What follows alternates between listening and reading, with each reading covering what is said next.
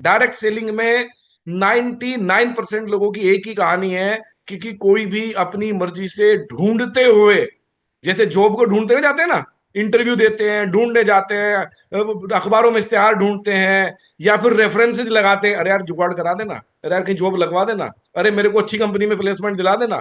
कंपनियां हायर करते हैं इस चीज के लिए कि अच्छी प्लेसमेंट मिल जाए। तो मेरे को नहीं लगता डायरेक्ट सेलिंग में किसी के साथ ऐसा हुआ होगा। तो मेरे साथ भी बिल्कुल ऐसा नहीं हुआ था, मैं ढूंढते हुए नहीं गया था।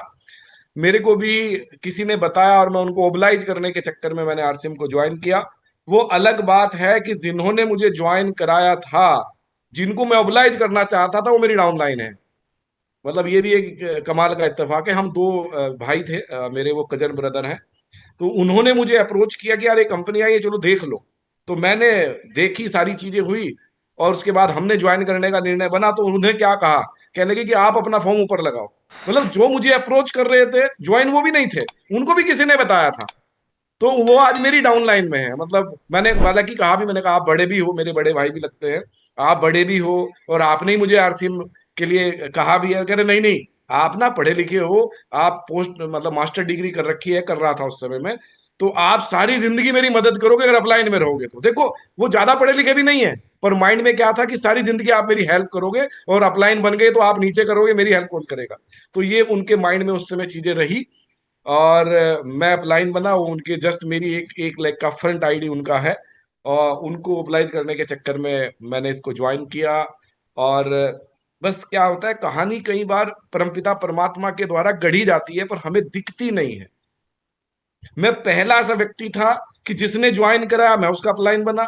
मैं पहला ऐसा व्यक्ति था कि बिन बुलाए मैंने सेमिनार अटेंड किया। क्योंकि जैसे ही मेरी ज्वाइनिंग हुई, ज्वाइनिंग होने के 2 दिन बाद ही, मतलब हम गांव में आए, परिवार में मेरे चाचा लगते हैं, उनको किसी और ने आरसीएम समझा रखा था। वो हमारी टीम का भी कोई चक्कर नहीं था। वो कहने लगे कि आप क्या कर रहे हो। मैंने कहा जी ये कंपनी ज्वाइन करी है। क्योंकि उन दिनों हम आरसीएम बिजनेस बोलते थे, आज हम आरसीएम अभियान बोलते हैं, क्योंकि आरसीएम बड़ा हो चुका है बहुत, उस समय छोटा था, उतना बड़ा नहीं था। तो उन चाचा को ज्वाइन कराने के लिए हम शहर गए, पीयूसी पे, 22 किलोमीटर दूर हमारा पीयूसी था, हम गांव रहते थे। तो वहां जब हम गए, तो वहां से कैसे, मेरे को सब कुछ ऐसा लगता है कि शायद ईश्वर की प्लानिंग है। वहां हम गए और हमने पीयूसी पे जाके उनको किट दिलवाई। तो जैसे ही हमने किट दिलवाई, तो भीड़ भाड़ बहुत थी। भीड़ भाड़, मैंने जाके पूछ लिया उनसे, दुकानदार से, मैंने कहा लाला जी आज तो बड़ी भीड़ है, क्या बात है। क्योंकि मैं उन दोनों मीडिया लाइन में थोड़ा काम करता था, कॉन्फिडेंस थोड़ा बात करने का शुरू से ही मेरा ठीक है। तो उन्होंने कहा कि आज सेमिनार है। मैंने कहा कहाँ है। उन्होंने कहा नीचे, यानी ऊपर मार्केट थी, वहां पीयूसी था, नीचे बेसमेंट में मीटिंग हॉल था। तो उन्होंने मुझे फोर्सफुली भेजा, उनको पता था नया व्यक्ति है। उन्होंने कहा कि बहुत जबरदस्त जोरदार मीटिंग होने वाली है, आप भी अटेंड करो। तो मैंने जाकर के मीटिंग अटेंड की, और मीटिंग में जाके पूरा मामला यहाँ का, दिमाग का चेंज हो गया मेरा। क्योंकि जो व्यक्ति स्टेज पे बोल रहा था, उसने कहा मैं 7वीं फेल, त्यागी सरनेम लगाते थे, मैं 7वीं फेल, और मेरी आरसीएम से इनकम 70,000 रुपया महीना। तो मैंने अपने आप को एक चांटा लगाया मन मन में ही, मतलब अपने आप को एक, अरे तू क्या कर रहा है भाई। मैं मास्टर डिग्री करने वाला लड़का, मुश्किल से 2-4 हजार रुपए कमाता हूं, और ये 7वीं फेल व्यक्ति 70,000 रुपया महीना कमाता है। अंदर से एक आग निकली, और मन में एक बात निकल करके आई कि हे भगवान, अगर तो ये काम सच में पैसे देता है, तो कसम उस भगवान की, इस आदमी को ही पछाड़ूंगा एक दिन, जो सामने खड़ा होकर बोल रहा है, चीफ गेस्ट। मैंने कहा इसको पछाड़ दूंगा एक दिन। उतनी ऊर्जा लेकर के मैं वहां से निकल करके आया। 2 बातें उस व्यक्ति ने पहले सेमिनार में बोली। उन्होंने कहा कि आप अगर जिंदगी में कभी कामयाब हो जाओ, क्योंकि जिन लोगों ने मेरा फिजिकल सेमिनार सुना, जैसे भगीरथी मैम दिख रही है, या संध्या मैम दिख रही है, इन्होंने मेरा शायद प्रोग्राम सुना भी है फिजिकली, तो वहां भी मैं ये बात बोलता हूँ। उन्होंने एक ही बात बोली थी पहले सेमिनार की, 2 बातें आज भी याद हैं, कि अगर जिंदगी में कभी कामयाब हो जाओ, तो अपनी कामयाबी का अहम नहीं करना, और आरसीएम पे कभी बहम नहीं करना। बहम बोलते हैं डाउट को हमारे यहाँ लोकल भाषा में। तो आरसीएम पे कभी डाउट नहीं करना, आरसीएम जिंदगी बनाने वाला है, और कभी कामयाबी का अहम नहीं करना। बहुत लोगों को मैं देखता हूं जिनके पास रॉयल्टी आ जाती है, टेक्निकल आ जाता है, या इमरान से ऊपर वालों के तो नखरे इतने ज्यादा चढ़ जाते हैं कि फोन करो तो मानो जैसे प्रधानमंत्री लग गए हो, फोन करो माने ये किसी मंत्रालय में मंत्री लग गए हो। मतलब मैंने खुद इन कानों से सुना है ये बात कहते हुए बहुत सारे लीडर को, कि अपनी डाउनलाइन में कोई नीचे से फोन आ जाता तो उसको कह देते तेरी हिम्मत कैसे होगी मेरे से बात करने की। अरे भाई क्यों, तुम इतने बड़े राष्ट्रपति लग गए कि कोई फोन नहीं कर सकता। तो हमने कोई अहम नहीं किया। आज भी मैं होम मीटिंग करता हूं, मैं 1 बाय 1 करता हूं। आज भी मैं छोटी छोटी पीयूसी पे यूएलपी प्रोग्राम करता हूं। आज भी मैं digital meeting, physical meeting, seminar करता हूं। छोटे से छोटा काम, एक डिस्ट्रीब्यूटर भी सीधा मेरे को कोई मैसेज अगर डाल देता है, सर मेरा कंसिस्टेंसी का रिवार्ड नहीं आया, तो मैं उसको फॉलो अप लेके उसको रिप्लाई करता हूं कंपनी से कि भाई क्या प्रॉब्लम है। मतलब ये अहम नहीं है कि भाई नीचे वाला ही करेगा या फलाना कोई करेगा, मैं किसी पे क्यों टाल दूं। ये चीज मैंने कभी से नहीं बनाई है, और उसका आज रिवार्ड ये है कि परमपिता परमात्मा की कृपा से आरसीएम तो ठीक चल ही रहा है हमारा, पर साथ में एक एक इमेज अच्छी बन गई है। हाँ, कहीं भी जाते हैं तो लोग अच्छा बोलते हैं। अभी कुछ दिनों पहले मेरे सर पास में अत्री सर का आना हुआ, वो इस एरिया में सेमिनार करने आए थे, तो घर पे आए, भोजन किया, तो वो भी एक बात बोले कि विपिन जी एक बात बताऊं आपको। मैंने कहा यस सर बोलिए। कह रहे आप ना सबके फेवरेट हो, मतलब जितने भी मैं लीडर होते सबके फेवरेट आप रहते हो। पता नहीं क्यों क्यों, शायद ये भावना शुभ भावना रही होंगी ऐसी। तो साथियों, ये हमने यहाँ से शुरुआत की, करते करते जैसा जमुना जी ने बताया, बहुत सारे उतराव चढ़ाव जीवन में भी आए और आरसीएम में भी आए। आरसीएम के जीवन में हमारे आर्थिक स्थिति भी बहुत अच्छी नहीं थी, क्योंकि बहुत ज्यादा ना उस तरह की बातें करना मेरे को अब अच्छा नहीं लगता, क्योंकि इतनी सारी बातें कई बार कर चुके हैं। शुरुआत जब हमने किया तो मेरे को 661, मुझे आज भी अच्छी तरह याद है, मेरा पहले महीने का जो स्टेटमेंट बना था 661, और हाईएस्ट मेरे को एक महीने में जो इनकम बनी है 3,33,924 रुपए की बनी है, हाईएस्ट मेरे को टीडीएस के बाद। तो यहाँ तक का सफर मैंने आरसीएम से तय किया है आज भी, क्योंकि हालांकि कंपनी भी ज्यादा नहीं कहती है और हम लोग भी इसको ज्यादा प्रमोट नहीं करते, हालांकि इंडस्ट्री में तो लोग पता नहीं क्या क्या कहते हैं, पर फिर भी हम लोग 6 डिजिट में रेगुलर अच्छी इनकम लेते हैं, ईश्वर की कृपा है। आज मेरे दोनों बच्चे बहुत अच्छी एजुकेशन ले रहे हैं। एक बेटा तो मेरा बोर्डिंग में चला गया है, बाहर बोर्डिंग में पढ़ता है, और आज अच्छी सोसाइटी में रहना सहना है, गाड़ी वाड़ी बदल लेना, ले लेना, सब आम सी बातें लगती हैं। अब ऐसा कुछ लगता नहीं है कि ये कोई वीआईपी वाली बात है। तो वो सब चीजें, जीवन अच्छी चल रही है, यानी कि एक अच्छा जीवन जीने के लिए पर्याप्त मात्रा में आर्थिक, पर्याप्त मात्रा में समय की आजादी और सब कुछ है। साथियों, आज आरसीएम को आपको थोड़ा नए चश्मे से देखना होगा। मैं दो बातें बताने वाला हूं अपनी स्टोरी के अलावा। पहला, आरसीएम को किस चश्मे से देखें, और दूसरा, आरसीएम में काम करते हुए किन बातों का ध्यान रखें।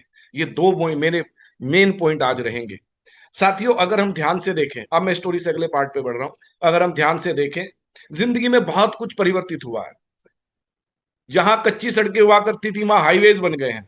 अभी अभी भी हमारे आसपास में भी अभी प्रधानमंत्री जी आए थे कुछ दिनों पहले हरदोई के पास, जहाँ पे संध्या जी की टीम है, वहां पे आए थे। अभी अभी एक बड़े नए और एक्सप्रेसवे का नया अनावरण शायद उन्होंने किया है, मैंने न्यूज में देखा था। कहने का तात्पर्य क्या है, सड़कें अच्छी हो गई हैं, मकान अच्छे हो गए हैं। जिस जिस घर में हाथ का पंखा नहीं होता था ना 25-50 साल पहले, उस घर में एयर कंडीशन आज लगे हैं उस परिवार में। यानी कि आर्थिक रूप से इस देश ने तरक्की कर ली है साहब। हमारे बच्चे जो कभी लिटरेट नहीं थे, आज लगभग हर घर का बच्चा पढ़ता है। और मेल फीमेल का कोई भेद अब नहीं है कि बेटी को नहीं पढ़ाओ बेटे को पढ़ा लो, सब सबको पढ़ाते हैं। मेरी जान पहचान में ऐसे सैकड़ों बच्चे होंगे जो बेटियां भी बेटों जैसा पढ़ती हैं, उनसे ज्यादा पढ़ती हैं, अपना खुद का पीजी में जाके रूम लेकर के बाहर रह करके पढ़ रही हैं। यानी कि माँ बाप के मन में बेटा बेटी का भेद खत्म हो चुका है, अब सब अच्छे से पढ़ाते हैं। यानी कि एजुकेशन, हमारी लिटरेसी बढ़ती जा रही है, पैसे की स्थिति बढ़ती जा रही है, हमारे मकान मकान अच्छे हो गए, सब चीजों में उन्नति है। मेरी दृष्टिकोण में, जो मैं कह रहा हूं सिर्फ मेरा व्यक्तिगत दृष्टिकोण है, दो चीजें ऐसी हैं जहां थे हम वहां भी नहीं रहे, अवनति हो गई, डिमोशन हो गया हमारा। दो चीजें, पहला मेरी नजर में वो है संस्कार। जैसे थे 20-50 साल पहले वैसे भी नहीं रहे। बताइए, संस्कार घटे हैं कि बढ़े हैं, डाउन हुए कि अप हुए? कोई बताएगी, कोई बैनर म्यूट करके। संस्कार पहले से ज्यादा अच्छे हो गए, पूरे देश में दुनिया में ये डाउनफॉल आया है। अच्छे हो गए गुरुदेव। संस्कार अच्छे कैसे हो गए? झूठ बोलने लगे हम लोग, झूठ की दुनिया यस। में जीते हैं। पहले माँ बाप ने कोई बात कही तो पत्थर की लकीर होती थी, किसी को अगर किसी ने जबान, मतलब कुछ भी, हमारे पूर्वज राजा महाराजाओं ने एक जबान पे राजपाट तक छोड़ दिया। पिता ने कहा 14 साल के वनवास पे जाना है, तो भगवान राम बाद में ही तो भगवान बने, उस समय तो एक पुत्र की अवस्था में थे। चुपचाप माता ने कहा और चुपचाप 14 साल के वनवास पे निकल गए। वो संस्कार थे मेरे भारत के, वो संस्कार थे हमारे। और आज की स्थिति क्या है, कि आज की स्थिति ये है कि होता घर पे, बताता है कलकत्ता बैठा हूं। आज की स्थिति है कि हमारे संस्कारों में डिमोलाइजेशन हुआ है। आजकल पिता पुत्र के संबंध अच्छे नहीं है, भाई बहनों के संबंध अच्छे नहीं है, मित्रों के संबंध अच्छे नहीं है, रिलेशन के संबंध हमारे अच्छे नहीं बचे, यानी कि डाउनफॉल आया है संस्कारों में। नंबर दो, जो चीज घटी है, डाउनफॉल आया है, वो आया हमारी हेल्थ में, हमारे स्वास्थ्य में। जहां था वहां नहीं है। हमसे ज्यादा स्वस्थ हमारे पिताजी और की पीढ़ी है, और पिताजी से ज्यादा स्वस्थ दादाजी और की पीढ़ी थी। वो भी जहां थी वहां नहीं रही है। आज की स्थिति ये हो गई है कि कोई भी घर, बहुत कम परिवार ऐसे बचे होंगे कि जिनके घर में कोई दवाई गोली ना खाई जाती हो। आजकल हर घर में फर्स्ट एड बॉक्स बना है, हर घर में छोटा सा एक बैग जितना छोटा सा एक मेडिकल स्टोर है हर घर में। और जिनको पढ़ना लिखना नहीं आता, साल्ट की नॉलेज नहीं है, वो लिख के रखते हैं सर दर्द की गोली, बुखार की गोली, जुकाम की गोली, इसकी गोली, उसकी गोली, सब बना करके रखते हैं। और कोई घर नहीं बचा होगा जिसके घर में कोई तो बीमार है, बच्चा है, बुजुर्ग है, महिला है, बड़े हैं, कोई तो बीमार है। यानी कि मेरा देश दो चीजों में डाउन में आया है, बाकी सब में अच्छी तरक्की चली है। जीडीपी अच्छी हो गई, सब कुछ अच्छा हो गया, आई एम हैप्पी, बहुत खुश है। पर इन दो चीजों का क्या है साथियों? आरसीएम इन दोनों चीजों पे काम करता है। पहला, हमारा लोगो देखिए, स्लोगन देखिए क्या है। आरसीएम नीचे लिखा है, transforming India the power of values. संस्कार मतलब वैल्यू क्या है हमारे। आज हम लोग संस्कारों के दम पे आगे बढ़ रहे हैं। और इसकी शुरुआत में कहता हूं कि पूरे भारतवर्ष की चिंता आप मत करिए, सबसे पहले अपनी चिंता करिए। मेरे सामने अभी 571 लोग जुड़े हैं, वो महिला या पुरुष हैं। आपकी अर्धांगिनी, आपका जीवन साथी क्या करेगा मैं उसकी भी बात नहीं कर रहा हूं। 571 लोग अपने से वायदा करें, यस माई सेल्फ, मैं जब तक मेरे सिर पे कोई ऐसी आफत नहीं आ जाए कि जान जाने लगे, तब तक मैं झूठ नहीं बोलूंगी या बोलूंगा। हम झूठ नहीं बोलें, हम अपनी तरफ से कोई गलत काम नहीं करें, अपनी तरफ से किसी से रॉन्ग कमिटमेंट नहीं करें। यानी कि वही बोलना है जो हम कर सकते हैं। यानी अपने संस्कारों की शुरुआत अपने से करिए, बाकी बाद में है सब लोग। रामलाल क्या करेगा, श्यामलाल क्या करेगा, मोनिका क्या करेगी, सोनिया क्या करेगी, वो मेरा मैटर नहीं है। मेरा मैटर है कि मैं खुद से शुरू करूं।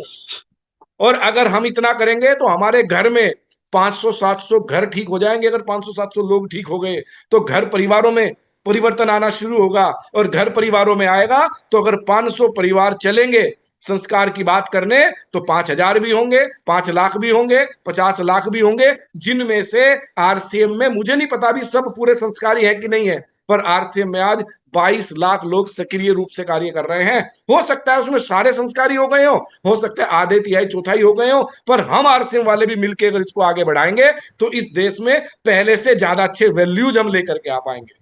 दूसरा, हम लोग बात करते हैं सेहत की। देखिए सेहत बिगड़ती क्यों है, उस जड़ पे अगर जाएंगे तो एक छोटी सी कहानी मैं यहाँ पे सुनाना चाहता हूँ। एक बार की बात है, एक बच्चा था, और बात हेल्थ से जुड़ी हुई है, ध्यान रखिएगा। आरसीएम पे घूम के आने वाली, नो टेंशन, मैं कहानी सुनाने के पैसे नहीं लेता हूँ, क्योंकि मैं कवि नहीं हूँ या मैं कहानीकार नहीं हूँ, पर मैं आरसीएम का सेवक हूँ, तो आरसीएम पे ही बात आएगी घूम फिर करके। एक बच्चा था, बच्चा बाहर आंगन में जो होता है एकदम बाहर, जो हमारे गांव में रहते हैं बाहर चौतरा सा बना हुआ है, मतलब बिल्कुल घर के बाहर, वहां खेल रहा था। बाहर सामने एक गली आ रहा था, सड़क थी वहां पे, तो खेलता, धूप थी। अब धूप में खेलता खेलता खेलता उसको ध्यान है, उसको परछाई दिखी अपनी। अब बच्चे ने जब परछाई देखी तो परछाई को पकड़ने के लिए दौड़ पड़ा। अब उसकी दौड़ा तो परछाई पकड़ में नहीं आए तो रोने लगा तो उसकी बच्चे की रोने की आवाज से उसकी मम्मी निकल के आई। अब माता का तो दिल जो होता है ना बड़ा करुणा में होता है। अब मम्मी आई तो वो देखा तो बच्चा रो रहा है। अब बच्चा फिर खड़ा हुआ, फिर चला तो फिर परछाई भागने लगी। जूं जूं बच्चा भागता वैसे वैसे परछाई भी भागती। वो उस परछाई को पकड़ रहा है, और मम्मी बार बार उसको जो है समझा रही है कि बेटा परछाई है, ऐसा है वैसा है। तो वहां से गलियारे से रास्ते से स्वामी रामतीर्थ नाम के एक व्यक्ति थे, वो निकल रहे थे, बड़े पहुंचे हुए संत थे। तो रामतीर्थ संत रुक गए, तो उन्होंने देखा कि एक बच्चा बार बार परछाई को पकड़ने की कोशिश कर रहा है, और उसकी माँ उसको बार बार समझा रही है। तो वो रुक गए और उन्होंने वो सारा अपनी आंखों से देखा। तो जब बहुत देर हो गई बार बार माँ का समझाना, बच्चे का रोना, तो धीरे धीरे उनके समझ में आया कि मैं भी कुछ करूं। तो उन्होंने क्या किया, बच्चे के पास गए और बच्चे का हाथ पकड़ा और हाथ उठा करके ऐसे रख दिया। अब ऐसे रख दिया तो परछाई में क्या हो गया, परछाई पकड़ी गई, क्योंकि बच्चे का हाथ सिर पे था तो परछाई के सिर पे भी हाथ चला गया। अब बच्चा एकदम खुश होके कूदने लगा, डांस करने लगा, भंगड़ा करने लगा, मजा आ गया, मजा आ गया, वाह वाह वाह, बच्चा पूरा खुश। अब ये बात सुन के स्वामी रामदेव जी भी जोर जोर से हंसने लगे। अब वो बच्चे की मां कहने लगी कि स्वामी जी आप तो इतने बड़े संत हैं, बच्चे का तो रोना भी समझ में आता है, हंसना भी समझ में आता है, पर आप क्यों हंसते हो? आप तो बड़े समझदार हो। उन्होंने कहा, देवी मेरे को भी आज ज्ञान प्राप्त हो गया कि क्या, कि अगर हमें किसी की परछाई को पकड़ना है तो परछाई को नहीं, मूल को पकड़ना पड़ेगा, जड़ को पकड़ना पड़ेगा, वजह को पकड़ना पड़ेगा। अगर जड़ को, वजह को पकड़ लिया तो उसकी छाया प्रतिछाया, उसके इफेक्ट साइड इफेक्ट सब पकड़ में आ जाएंगे। साथियों, आरसीएम यही काम कर रहा है। मेन वजह हमारी है खराब जीवन शैली और मिलावटी सामान। ये मेन कारण बीमारी का है। और आरसीएम जीवन शैली को सुधारने के लिए सुबह सुबह 5:30 बजे से 6:30 बजे तक योगा का सेशन चलाता है। आप सब जागरूक होइए, जुड़ने का प्रयास कीजिए। जिसकी आंख 5:30 बजे नहीं खुलती तो यूट्यूब पे योगा सीखिए, 7:30 बजे से लग जाइए, 8:30 लग जाइए भैया, शाम को समय मिले मेरी माता बहनों, शाम को लग जाइए। आप योगा नहीं कर पा रहे, जिम ज्वाइन कर लीजिए, जुम्बा कर लीजिए, जो कुछ कर लीजिए, पर 1-1.5 घंटा अपने शरीर को देना शुरू कर दीजिए। मैंने भी हेल्थ पे और ज्यादा फोकस बढ़ा दिया है। आप सब भी 1-1.5 घंटा अपनी जीवन शैली को, मैं इस जीवन शैली पे जाऊंगा तो बहुत सारी बातें आएंगी निकल करके, पर मतलब सक्रिय जीवन शैली आप अपनाइए और मिलावटी सामान से दूर हुई। आरसीएम सिखाता है कि प्रोडक्ट खरीदने से पहले इंग्रेडिएंट पढ़िए, क्या डला है, कौन सी क्वालिटी का डला है। और आरसीएम मुझे हमें कहते हुए बड़ा गर्व हो रहा है कि जब अपना प्रोडक्ट को तैयार करता है उसमें 4 बातों का मुख्य ध्यान रखा जाता है। सबसे पहला ध्यान सेहत का रखा जाता है, क्वालिटी का रखा जाता है, सामान शुद्ध होता है, स्वदेशी होता है, वाजिब कीमत पे होता है, सारी क्वालिटी का ध्यान आरसीएम रखता है। आप सबको ये बात बहुत अच्छी तरह पता है। तो आरसीएम का प्रोडक्ट लेके, और आरसीएम के जो शानदार जबरदस्त हमारे पास सप्लीमेंट आ गए हैं, मानो किसी को प्रॉब्लम हो गई है, किसी की आंखें थोड़ा वीक हो गई हैं, किसी को थोड़ा कोलेस्ट्रोल बढ़ गया है, किसी को थोड़ा डायबिटीज हो गया है, आपकी जान पहचान में हर जगह ऐसे लोग होंगे जिनको ये प्रॉब्लम हो गई है। तो आरसीएम ने नायाब क्वालिटी के ऐसे प्रोडक्ट निकाले हैं कि जिसमें गामा ओरिजिनल जैसा प्रोडक्ट निकाला है जिसका कि कोई कंपटीटर भी नहीं है। हम अकेले जंगल में शेर हैं, अकेले शेर जंगल में, स्वदेशी में कोई हमारे सामने ठहरता नहीं है। अभी मेरे एक डॉक्टर है, मैं उनको देता हूं ये, तो उन्होंने ऑस्ट्रेलिया भेजा ये प्रोडक्ट, तो 1-2 डब्बी लेके गया होगा। तो उन्होंने बताया कि जब उनका वहां खत्म हो गया तो उन्होंने वहां गामा कोई खरीदा 4-5 हजार रुपए का, क्योंकि उनको रिजल्ट मिला। अब यहां से उन्होंने इतना ध्यान नहीं दिया, वहां से खरीदा, ऐसा मुझे डॉक्टर साहब ने बताया। उन्होंने कहा जी हम तो बहुत रीजनेबल रेट में बढ़िया प्रोडक्ट दे रहे हैं। तो सेहत को सुधारने के लिए हमने क्या करना है कि अच्छे सप्लीमेंट का सेवन करना है। या तो आप रोज फल खाओ, जूस पियो, फ्रूट खाओ, फिर शायद सप्लीमेंट की जरूरत नहीं पड़ेगी। आप रोटी कम खाओ, अनाज कम खाइए, फल फ्रूट खाइए, नेचुरल चीजों को अपनाइए, मेवे खाइए, सब कुछ खाइए, कच्चे टमाटर खाइए, सब कुछ खाइए। अब वो कहेंगे जी इतना कैसे खाएंगे, और खा भी लिया तो पचाएंगे कैसे? मान लीजिए आपने 10-20 किलो खा भी लिया दिन का, न्यूट्रिशन पूरा करने के लिए आपके पास पैसे भी हैं, तो उतना पचाएंगे कैसे?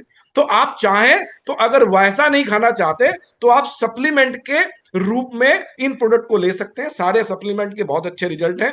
न्यूट्रीचार्ज की पूरी सीरीज है, त्रिकारा के प्रोडक्ट हमारे पास में बहुत अच्छे हैं। तो मतलब कंक्लूजन ये है कि हमने सेहत पे काम करना है। और जब सेहत की बात शुरू होती है तो सबसे पहले, जैसे संस्कार की शुरुआत हमने खुद से करनी है, तो सेहत की शुरुआत भी खुद से करनी है।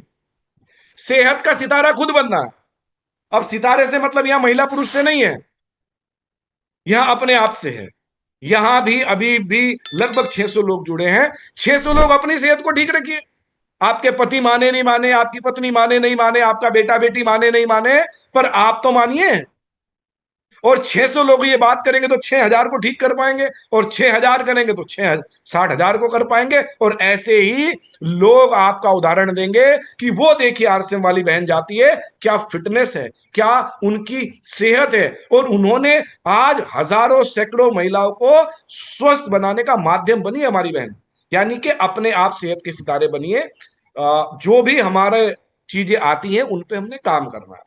तो पहला, हम लोग स्वस्थ हो, दूसरा संस्कारवान हो। पर खाली दो चीजें अगर ये हो जाएं तो भी जिंदगी सफल नहीं होती। नो डाउट अच्छी हैं, सेहत हो जाए, संस्कार हो जाए, पर आप सबको ये बात पता है, हम 21वीं सदी में रहते हैं, और 21वीं सदी में अगर बच्चे पढ़ाने हो तो अच्छा पैसा चाहिए, समाज में रिस्पेक्ट चाहिए तो भी अच्छा पैसा चाहिए। अगर आपको 21वीं सदी में जीना है, एक स्थान से दूसरे स्थान चाहिए, एयर कंडीशन गाड़ी चाहिए, सुविधा तो चाहिए ना, पगडंडी पकड़ के पैदल कब तक चलेंगे, तो उसके लिए धन भी चाहिए। तो अब मैं अगली बात करने वाला हूं कि आप सबको स्वावलंबी भी बनना ही पड़ेगा। अगर आप खाली आरसीएम के प्रोडक्ट ही ले रहे हैं तो आरसीएम के लवर कहलाएंगे आप। खाली आरसीएम के प्रोडक्ट ही यूज करते रहेंगे, औरों से तो बहुत बेहतर है फिर भी। जिनको अच्छे प्रोडक्ट का नहीं पता, जिनको संस्कारों का नहीं पता, उनसे तो बहुत अच्छे नागरिक हैं आप, एक अच्छा नागरिक बन के भी रह सकते हैं। पर आप खाली करियर नहीं बना पा रहे, खाली प्रोडक्ट ही ले रहे हैं, तो फिर आप आरसीएम से प्रेम करने वाले कहलाएंगे, आरसीएम के लीडर नहीं बन पाएंगे, आरसीएम के उद्यमी नहीं बन पाएंगे। क्योंकि कंपनी में जगह जगह टैगलाइन लिखी है, मैं मालिक हूं। तो भाई साहब फिर खाली प्रोडक्ट की खरीद के मालिक रह जाएंगे, टर्नओवर के मालिक नहीं बनेंगे। तो अगर टर्नओवर में हिस्सेदारी चाहिए तो उसके लिए क्या करना है, आपको नेटवर्क का निर्माण करना हो। और जितने भी आज बड़े उद्यमी हैं पूरी दुनिया भर में, सबने किसी ना किसी चीज का नेटवर्क बनाया है। किसी ने प्रोडक्टों का नेटवर्क बनाया है और किसी ने सर्विसेज का नेटवर्क बनाया है। तो आपको 99% काम यहां कंपनी करके देती है। क्या क्या करके देती है कंपनी? प्रोडक्ट कौन बनाता है? कंपनी बनाती है। आपके शहर तक कौन पहुंचाता है? डिपो के माध्यम से कंपनी पहुंचाती है। लेबर वेबर भागती है तो आपकी भागती है कि कंपनी की भागती है? कोई लीगल का कोई काम हो, टैक्स हो, जीएसटी हो, इनकम टैक्स हो, जो भी देती है, कौन देती है? कंपनी देती है। यानी भारी भरकम वाले सारे काम कंपनी के हैं। सिर्फ एक आसान सा काम है जो आपकी जिम्मेवारी है और हमारी जिम्मेवारी है। आसान सा काम है कि इस शानदार अभियान को लोगों को घर घर तक पहुंचाने का काम हमें करना है। अच्छा, इसके अलावा कोई दूसरा काम है क्या? कोई बताएगा म्यूट करके, कोई बहन बोले। कोई और भी काम है क्या कि आरसीएम को घर घर तक पहुंचाने के अलावा कोई काम बचता है क्या? कोई भी नहीं। एक ही काम है। बस। अब हम एक काम को भी ढंग से नहीं कर पा रहे हैं। पता है क्या कहते हैं लोग? कोई जुड़ता ही नहीं, कोई सुनता ही नहीं। मैं तो कोशिश करती हूँ, प्लान दिखाती हूँ, अभियान प्रचार वीडियो, ये सब करते हैं, कोई मानता ही नहीं, कोई सेमिनार में आता ही नहीं, भीलवाड़ा लेके चलने को कहते जाते ही नहीं। ऐसा लोग बोलते हैं। पता है क्यों बोलते हैं? क्योंकि आपने अभी वो कला सीखी नहीं है। भाई मान लीजिए मुझे सिलाई कढ़ाई करनी नहीं आती और मैं लेके मशीन बैठ जाऊं, तो मैं तो कपड़े का पता नहीं क्या बना दूंगा, रुमाल ही बनेगा उसका। कपड़ा तो नहीं सिलेगा, रुमाल बन जाएगा उसका, जो पटा बचा हुआ पीस बनेगा। मेरे को रिपेयर करना है, स्कूटर, मोटरसाइकिल, कार, ट्रैक्टर, वाहन का नहीं आता, तो मैं क्या करूंगा? खोल सकता हूं, जुड़ेगा नहीं मेरे से। मेरे को खाना बनाना भी ज्यादा नहीं आता, मतलब चाय तो बना लेता हूं, पर बाकी खाना वाना बनाना नहीं आता है। तो मैं अगर लग जाऊंगा तो क्या होगा? खाना तो नहीं बनेगा। हाँ, आरसीएम का नूडल बन सकता है, चाय बन सकती है, एक दो चीजें थोड़ी थोड़ी सिखा दी नूतन जी ने, पर बाकी चीज तो नहीं आती है मेरे से। तो क्या होगा? खाना नहीं बनेगा, वो राशन भी खराब हो जाएगा, शायद पता नहीं क्या क्या मिला के डाल दूं मैं। यानी हमने इसकी कला को सीखना है। अब सीखने के लिए क्या करना है? सबसे पहला और सबसे जरूरी बात है, आपको अपनी कॉमन सेंस का यूज करना है। बट एक कोटेशन है, common sense is not common. Common sense is not common. कहते तो कॉमन सेंस है, पर कॉमन है नहीं, चुनिंदा लोगों में मिलती है। कैसे? हमने कब क्या बात कहनी है और कब नहीं कहनी। अब जब कॉमन सेंस की बात आती है तो दो पार्ट है इसके, एक है बाहरी, एक है अंदरूनी। बाहरी कॉमन सेंस में क्या है? चलो थोड़ा पहले दोनों में करते हैं, 5-5 मिनट दोनों पे बात करेंगे। रेडी है? किन बातों का ध्यान रखना? बिल्कुल। यस। हाँ। बिल्कुल सर। बाहरी कॉमन सेंस में क्या है? बाहरी कॉमन सेंस में है कि आप जब किसी से मिलने जाएं, मैं तो यहां तक कह देता हूं, बुरा मत मानिए मेरी बात का, आपके घर में कोई मिलने आ जाए तो अपने हुलिये को ठीक करके सामने आए उनके। अगर आपके बाल ऐसे ना कि सो के उठे हो भी, ये महिला पुरुष का चक्कर नहीं, ये बाल सभी के होते हैं। और आप ऐसे ऐसे आंख मलते हुए इसके सामने दे, हाँ भाई साहब आरसीएम अभियान काम का है, तो क्या कहेगा, बेवकूफ आदमी है साला। अरे आप 2 मिनट वेट करा दीजिए उसको, उठिए पहले आप अच्छे से बाथरूम वाथरूम जाइए, मुंह धुलिए, फेस वॉश कर लीजिए, हेयर ठीक कर लीजिए। अगर आपने ज्यादा कपड़े थोड़ा अलग तरह के पहने, नाइट वेयर पहनी है, तो 2 मिनट कपड़े चेंज कर लीजिए। मैं नहीं कह रहा सूट बूट पहनिए, यानी बाहरी कपड़े आना, बाहरी जो आपका हुलिया है उसका ध्यान रखिए। और जरूरी नहीं कि हर जगह टाई लगा के जाए, मतलब मैं, ये मेरा व्यक्तिगत विचार है, अगर कोई इसमें सीनियर जूनियर सुनियर मेरी बात ना लगे तो मैं माफी चाहता हूं, मैं कम से कम ऐसा नहीं करता। मैं अगर होम मीटिंग लेने जाता हूं और मैं मोटरसाइकिल पे जाता हूं तो मैं टाई लगा के नहीं जाता, टाई लगा के कोट पैंट लगा के मैं बाइक पे नहीं चलता।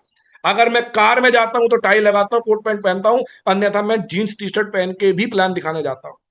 या सिंपल पैंट शर्ट, फॉर्मल कपड़े, धुली हुई शर्ट हो, प्रेस की हुई होनी चाहिए, यानी बाहरी हुलिया ठीक होना चाहिए। अगर पुरुष साथी हैं तो ये शेविंग बनी हुई होनी चाहिए। अब आपके आधे काले दाढ़ी के बाल, आधे सफेद हैं, वो ग्रे जैसे हो गए हैं, और अब शेविंग बड़ी है।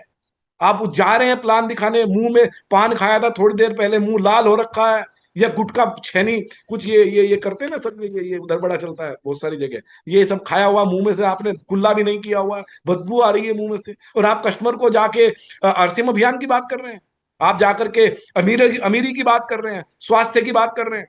मेरे को इतना मतलब दर्द होता है, बहुत सारे हमारे साथी आरसीएम के स्वास्थ्य का प्लान लेके जाते हैं, पर एक शरीर में 2 आदमी खुद ही घुसे हैं। वो पहले इतना मोटा है कि ऐसा मानो कि इतना बड़ा मटका, कपिल शर्मा का मैं शो देख रहा था, कि मानो पतीला बांधा हो पेट पे। वो कह रहा था एक दिन शो में किसी को, इतना मोटा पेट। वो पहले स्वास्थ्य का पाठ पढ़ाने जा रहा है, भाई पहले अपना ठीक कर लो, अगर नहीं ठीक करे तो स्वास्थ्य का पाठ मत पढ़ाओ। 3 महीने लगते हैं अपने आप को ट्रांसफॉर्म करने में, 3 महीने। लोगों को 15-15 साल हो गए आरसीएम में काम करते, अपने आप को ट्रांसफॉर्म नहीं कर पा रहे हैं। तो पहले खुद थोड़ा ध्यान रखिए, डाइट फॉलो करिए, डॉक्टर से कंसल्ट करिए कोई बीमारी है तो, यानी कि बाहरी वातावरण को ठीक रखिए। क्यों? दूसरी कहावत आपने सुनी होगी, फर्स्ट इंप्रेशन का सेकंड चांस कभी नहीं मिलता। फर्स्ट इंप्रेशन का सेकंड चांस कभी नहीं मिलता।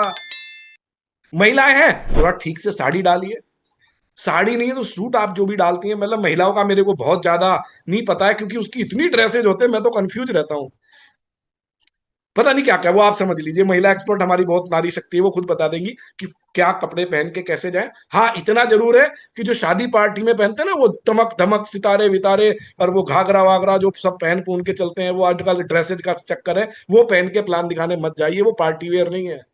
हल्के फुल्के सादे सिंपल पहन के जाइए। भरी भूरी ज्वेलरी वेलरी, कान में 3 4 5 जगह बिंदे हैं और उन सब में लटके हैं बड़े बड़े, वो पहन के मत जाइए भाई, आप पार्टी में नहीं जा रहे हैं, आप अभियान प्रचार में जा रहे हैं। तो थोड़ा सा बाहरी हुलिये को, वातावरण को ध्यान रखिए। जूता है प्रेस किया हुआ ना, जूता पॉलिश किया हुआ होना चाहिए। चप्पल है, कई बार हमारी टूट रही है, फट रही है, तो वो थोड़ा सा, मतलब क्या कहूं मैं कॉमन सेंस के बारे में, पहला। दूसरा, जब हम बात करते हैं, बात करने से पहले अपने आप से बात करिए। जब आप अपने आप से बात करेंगे ना अंदरूनी, तो आप कभी भीख मांगने मत जाइए। माफी चाहते हो ये शब्द कहते हुए, हम ज्वाइनिंग की भीख मांगते हैं जाके कस्टमर के साथ। जुड़ जाइए ना, अरे भाई प्लीज प्लीज यार, तू तो मेरा भैया है, तू तो मेरा जीजी है, मेरी टारगेट में कमी पड़ रही है, बस तू एक ज्वाइनिंग दे देना ना। आपका हाथ ऐसे नहीं होना चाहिए, आपका हाथ ऐसे होना चाहिए देने वाला। आपके पास स्वास्थ्य की चाबी है, आपके पास अमीरी की चाबी है। एटीट्यूड पाल के मत जाइए, पर आप ये कहिए कि हम लोग राष्ट्रीय स्तर के अभियान में कार्य कर रहे हैं, और उसमें स्वास्थ्य से जुड़ी हुई चीजें हैं, और आज पूरा भारतवर्ष, कश्मीर से कन्याकुमारी तक, कच्छ से काजीरंगा तक, पूरा भारतवर्ष एक हो चुका है आरसीएम को लेकर के। देखते हो कितने बड़े बड़े ओहदेदार इज्जतदार लोग आरसीएम के प्लेटफॉर्म पे आ रहे हैं, समर्थन मिल रहा है, और हम चाहते हैं कि आप और हम मिलके क्यों ना नए भारत का निर्माण करें। आप अपने हिस्से की जिम्मेवारी निभाएं, और मैं वायदा करता हूं या करती हूं कि मैं अपने हिस्से की जिम्मेवारी निभाऊंगी। दोनों सीखेंगे, जो जो सीखेंगे हम आपके साथ शेयर करेंगे, और मिलके आगे बढ़ेंगे। 10 लोगों को, 20 लोगों को, 50 लोगों को स्वस्थ बनाएंगे, और साथ में मिलके आर्थिक रूप से उन्नति के उस पर काम करेंगे। तो उसके लिए क्या करना है, अपनी यूज करना है, शब्दों का सही चयन करिए। आपकी भाषा कोई भी हो, लोकल भाषा अच्छी बात है, पर जब आप किसी नेशनल प्लेटफॉर्म पे हो तो प्रयास करिए नेशनल भाषा का इस्तेमाल करिए, चाहे तो हिंदी हो चाहे तो इंग्लिश हो, और उन्हीं शब्दों का इस्तेमाल करिए जो सब लोग अच्छे से समझ पाए। और सोच क्या रहे, देने की भावना के साथ जाए कि मेरे को देने जाना है, पॉजिटिव सोच के साथ जाए। और जब हम जाकर के बात करें जिस फैमिली में हम जा रहे हैं, अगर तो उस फैमिली में कोई बड़े हैं, पिता या माता तुल्य हैं, तो प्रयास करिए कि आप अच्छे नजरों के साथ सर झुका करके प्रणाम करिए, और हो सकता है तो पैर छू करके आप उनको अभिवादन करिए। अगर माता पिता के तुल्य हैं तो क्या फर्क पड़ता है, लोग कहेंगे क्या संस्कारी बेटी है, क्या संस्कारी बेटा है। अगर आपके संग वाले हैं, साथ वाले हैं, तो आप अगर वो अ, हाथ जोड़ के नमस्ते कर सकते हैं, हेलो कर सकते हैं, good morning, good noon, good afternoon, good evening, वो कर सकते हैं, हाथ मिला सकते हैं। ध्यान रखिए मेल फीमेल अगर क्रॉस जेंडर है तो आप हाथ बढ़ाए मत, मतलब पहल मत करिए कि आप जा करके, मतलब महिलाएं हैं तो पुरुषों की तरफ जा करके हाथ ऐसे बढ़ाएं। हाथ बढ़ा करके, हाँ अगर तो सामने वाला आपको मतलब हाथ बढ़ा रहा है तो फिर आप देखिए आपके संस्कार, आपका अगर कंफर्ट है तो आप हाथ मिला सकते हैं। मतलब आज जमाना थोड़ा आगे बढ़ गया तो हमें उन चीजों पे भी बहुत ज्यादा वो नहीं करना, पर ज्यादा अच्छा प्रणाम करिए। और बच्चा अगर किसी घर में है, सबसे पहली दोस्ती बच्चे से बनाइए। किसी भी घर में जा रहे हैं, बच्चे का क्या नाम है, बेटा कौन सी क्लास में पढ़ते हो, अच्छा वेरी गुड, क्या बात, अरे वो मेरा बेटा ना, वो भी तेरे जैसा ही है, मतलब अगर है तो कहने का मतलब है फैमिली से कनेक्ट करिए। सर्वप्रथम आप जिसको अपना सिस्टम देना चाहते हैं, पहले कनेक्ट करना सीखिए। अगर कनेक्ट नहीं करेंगे तो आप कन्विंस नहीं कर सकते। कन्विंस करने का पहला फार्मूला कनेक्ट करना। तो फर्स्ट पहले कनेक्ट करिए, जनरल बातें करिए, 2 3 4 5 मिनट जनरल बातें करिए। उन बातों में पता लग जाएगा what is the problem in this family. क्या प्रॉब्लम है, पैसा नहीं है, समय नहीं है, सेहत नहीं है, क्या गैप है, रिलेशन गैप है, क्या प्रॉब्लम है। उसके बाद अपना अभियान प्रचार दिखाइए, नया यूएलपी आया वो दिखाइए। उन बातों पे बाद में फोकस करिए, जो गैप है, जो कमी आपको महसूस लगी, उन पे फोकस करिए। टेस्टोमोनी के साथ फोकस करिए। जब आप बताएंगे टेस्टोमोनी के साथ बताइए। कहने लगे जी वो हमारे भैया थे और वो अकेले कमाते थे, बड़ी मुश्किल से गुजारा चलता था, हमारे साथ वो दीदी आई, जो भी नाम लेना आप किसी का भी ले लीजिए, कल्याणी मिश्रा जी का ले लीजिए, हमारी सबकी वो सीनियर है, मैं उनको हेड ऑफ द डिपार्टमेंट बोलता हूँ। मैं तो आज ये नेशनल प्लेटफॉर्म पर रिकॉर्ड हो रहा है, जब नमस्ते करता हूँ मैंने कहा जी क्योंकि 1 PM की हेड ऑफ द डिपार्टमेंट वही है, मैं उनको ऐसे ही बोलता हूँ। तो आप उनका उदाहरण ले लीजिए कि पहले भैया थे तो गुजारा चलता था, कल्याणी मिश्रा जब से आई तो आज बल्ले बल्ले है। उनका टेस्टिमोनी किसी का दे दिया, आप सच्चा उदाहरण देना है। आप मधुसूदी का उदाहरण दे सकते हैं, आप संध्या सिंह का उदाहरण दे सकते हैं, आपको जिसका समझ में आवे उसका उदाहरण दे सकते हैं कि जब से दोनों ने कमाना शुरू किया ना, जी जी कमाल हो गया। मतलब घर के, एक घर एक की कमाई से घर चलता है और एक की से तरक्की होती है, सपने पूरे होते हैं जी। तो भाई साहब जो कर रहे हैं बहुत अच्छी बात है, आप और मैं क्यों ना मिलके काम करें। यानी कि आप उनका वो फोकस करिए। अगर हेल्थ की कोई चीज है तो हेल्थ का टेस्टिमोनियल दिखाइए कि देखिए उनको पहले डायबिटीज थी, इतनी प्रॉब्लम थी, वीडियो दिखाइए उसके। टीसी सर क्या कह रहे हैं, वो यही तो कह रहे हैं, रिपोर्ट इकट्ठा करिए। जो रिपोर्ट्स इकट्ठी करता है वही नोट बनाएगा, वही टर्नओवर लाएगा। क्यों? विश्वास ट्रांसफर होगा। तो आप कॉमन सेंस के ऊपर काम करिए। ये अगर काम करेंगे तो मुझे लगता है शुरुआत अच्छी हो जाएगी। क्योंकि अगर शुरुआत अच्छी हो गई ना तो सब कुछ अच्छा होगा। अगर वो कनेक्ट कर गया ना बंदा आपके साथ, तो वो कन्विंस हो जाएगा आपसे। उसके अलावा जब टीम बन जाएगी उसके बाद एक ही फार्मूले को पकड़ के चलना है। वो फार्मूला है ग्रोथ, ग्रोथ, ग्रोथ और ग्रोथ। जैसे गुड मॉर्निंग में नाश्ता करना है तो पहले ग्रोथ फिर नाश्ता। दोपहर में खाना खाना है तो पहले ग्रोथ फिर खाना खाना है। कितनी ग्रोथ? 50, सॉरी 100, 50 और 25, ये मिनिमम है। इससे ज्यादा तो रात का खाना जब खाइए जब 20 लोगों से ग्रोथ की बात करिए। यानी कि ग्रोथ के साथ ही उठना है, ग्रोथ के साथ ही सोना है। मैंने भी इस क्लोजिंग में अपने बंदे को यही बात कहने लगे, सर वो अप्रैल है, मार्च में थोड़ा इतना हो गया था, इस बार अप्रैल में कैसे हो पाए। मैंने कहा एक ही बात हो, अगर कुछ नहीं कर सकता, तेरे को ज्यादा डाउन लग रहा है ना, तो 5 PV फालतू कर ले पिछले महीने से। जितना पिछले महीने क्लोज किया था ना, 5 PV फालतू कर। पीछे नहीं हटना, कम नहीं जाना, ग्रोथ में जाना है। क्योंकि परमात्मा ने सिस्टम ऐसा बनाया, सृष्टि रोज बढ़ रही है, बाल रोज बढ़ रहे हैं, हमारा शरीर रोज नया आ रहा है, नई स्किन आ, यानी कि ग्रोथ पे ही बात करनी है। वाइटल अचीवर 100% ग्रोथ कर सकता है, लोग कर रहे हैं, संभव है। रॉयल्टी वाला 50% ग्रोथ का लेके चले, 50% ग्रोथ कर लेगा, बहुत लोग कर रहे हैं। टारगेट ही यही ना। और मेरे अपलाइन एक ही बात कहते हैं कि जब देखना है ना तो बड़ा देखो। अरे सपना ही लेना तो 100 करोड़ का लो ना सपना, भाई 2 लाख का क्यों लेना सपना? जब सप्लाई नहीं ले तो 100 करोड़ का लो। तो बड़ा विजन लीजिए, बड़ा माहौल बनाइए और एक्शन करिए। एक्शन के बिना कुछ भी होने वाला नहीं है। ये 1 PM का ज्ञान, सुबह गुरुकुल आता है, गुरुकुल का ज्ञान, आप सब की अपलाइन कोई ना कोई सेशन करती हैं, और आप भी बहुतों की अपलाइन है जितनी मेरे को दिख रही है, आप भी खूब सेशन करते हैं। मतलब आरसीएम वालों ने ना जूम की तो इतनी मास्टरी कर ली, सबसे ज्यादा मुझे लगता है इसका जूम वालों का सॉफ्टवेयर आरसीएम वालों ने बिजी कर रखा होगा। भाई इतनी करते हो, पर उस सब का लाभ तब है जब आप एक्शन करोगे जाके।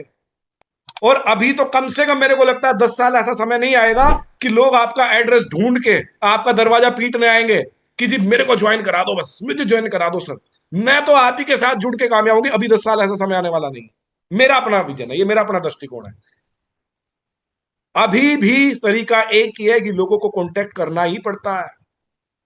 तो जब करना पड़ता है तो एक्शन मोड में, हाँ वो अलग बात है, कभी टेलीफोनिकली एक्शन करिए, कभी ऑनलाइन पे करिए, कभी फील्ड में जाइए, पर ज्यादा जितना फील्ड में आप जाएंगे उतना ज्यादा कर पाएंगे, मुझे ऐसा लगता है। और action is the super seed. Seed मतलब बीज, सुपर सीड सबसे बड़ा महा जो बीज है ना कामयाबी का, वो एक्शन है। सारा धुरती का ज्ञान एक तरफ और कम ज्ञान में किया गया एक्शन। आदरणीय टीसी सर सदैव इतना इतना इतना बताते हैं हमें, और उनकी हम 25% बातें भी अगर हम एक्शन में ले आए तो आप नहीं रहेंगे, लोग आपको बहुत बड़ा बना देंगे अगर आप एक्शन में आ जाएंगे। तो मेरी बहुत बहुत शुभकामनाएं।